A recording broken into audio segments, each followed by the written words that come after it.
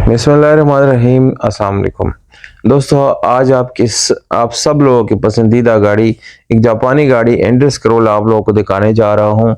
गाड़ी इंतहाई साफ़ सुथरी गाड़ी है और इसकी सफाई आप लोगों ने पहले से देख ली होगी। इंजन भी आप लोगों को नज़र आ रही है दोस्तों, 16 वाल EFI इंजन आपको मिलता है। माशाल्लाह इंजन में दोस्तों कोई भी काम होने वाला नहीं है। बाकी गाड़ी की जो कोपे है वो भी जेन्युइन है। इसी तरह गाड़ी के सीलों की बात की जाए तो वो भी ज़बरदस्त है। यहाँ पर दोस्तों कलर की बात की जाए तो ये कलर आपको टोटली जेन्युइन मिलती है और इसकी जो बम्पर्स है ये आपको शावर्ड मिलते हैं जस्ट साफ सुथरा दिखने के लिए इसको शावर्ड किया गया है। अंदर से गाड़ी बिल्कुल जेन्युइन है। और रिम टायर की बात की जाए तो आपको सादा रिम मिलता है, पर टायर की कंडीशन तकरीबन न्यू है। इस तरह कोई इलेक्ट्रिकल प्रॉब्लम नहीं है, जैसे कि इसकी लाइट्स हो गई या इसमें कोई लॉक्स वगैरह का इशू है, जैसे कि दोस्तों इसके डोर पैनल्स हो गए या इसके स्टीयरिंग बक्सा, इस तरह किसी चीज़ में कोई भी प्रॉब्लम नहीं है। एक अदद आपको नॉर्मल हालत में स्टेपनी मिल जाती है।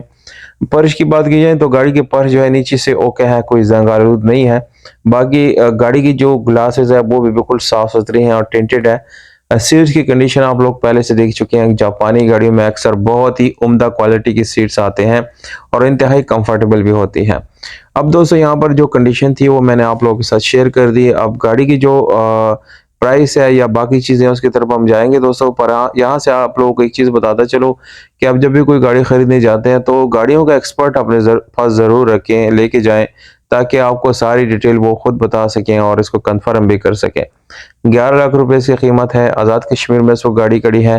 राब्ता नंबर दोस्तों मैं आप लोगों को डिस्क्रिप्शन में लिख के देता हूँ, वहाँ से आप नोट कर सकते हैं।